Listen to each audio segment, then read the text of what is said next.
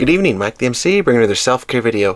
For this video for the evening, I thought, hey, why not consider the topics earlier today and then think of like a counter one.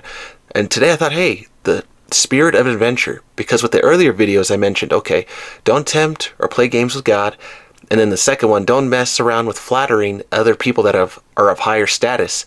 Otherwise, you're caught in a sphere of mediocrity. And I thought, okay, with regard to those two videos earlier today, why not talk about the spirit of adventure? And is it healthy? And I think these are things to consider. These are good questions. So I think this will be a great topic. So let's get this started.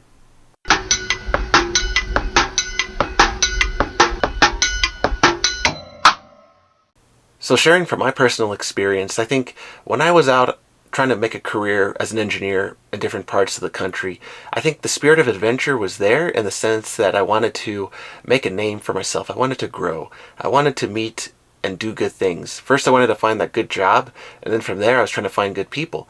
And it's not a bad plan in the sense that, hey, you want to start somewhere and get your name going and build.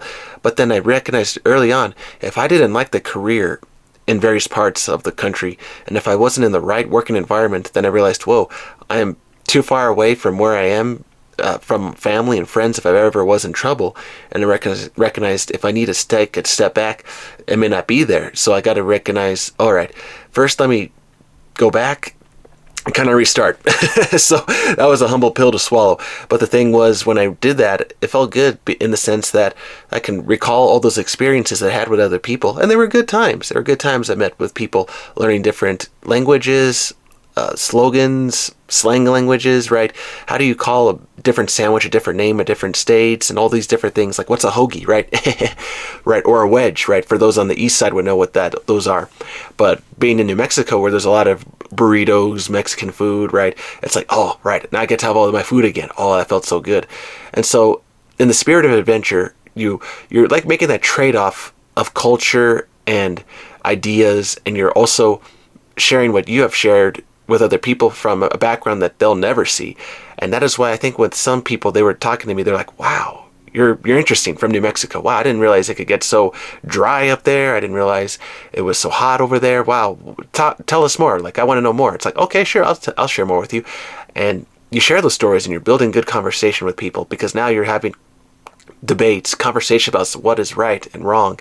And then you find the similarities from those debates, because you recognize, okay, for some of my friends, coworkers that I've met with along the way, right, the similarities were, well, for one, for me, the strength was always on religion or sports and athletes. I like football, and I like talking about other topics related to building things, career, being a good person, role model, and trying to help the community. And those are really topics that really resonated with me, because to me, that's who I was. I liked being myself and sharing with others who wanted to hear.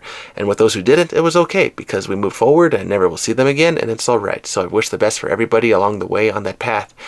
But I think in the spirit of adventure, when you're sharing ideas and cultures, and with regard to the other videos I did earlier today with flattery and tempting God, if you're going to throw away, I guess, your cornerstone, throw away the foundation, those pieces that really define you, that is where you come into trouble. That is where you don't feel congruent, healthy with yourself. You recognize, wow, I'm doing way too many things that are dangerous outside of what I normally would have done at home, because I recognize I've stepped away from my culture, my own beliefs, and now I'm really have lost myself in the process. And I think that the thing is, when people regain or find themselves again, that is a powerful person, right? They kept true to themselves. And I think we can accomplish that.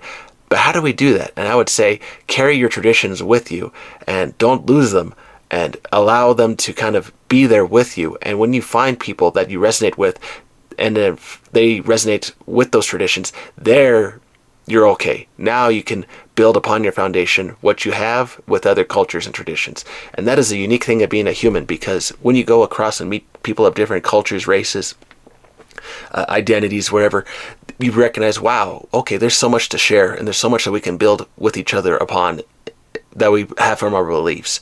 And so I think with the spirit of adventure, don't throw away your cornerstone and your pieces. Don't throw away your foundation. Respect your foundation.